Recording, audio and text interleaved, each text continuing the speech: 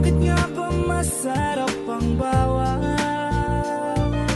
Kahit na alam mong masama'y di pa rin maiwasan. Ang lahat ay may limitasyon, maliban na lamang kung tama o mali ka.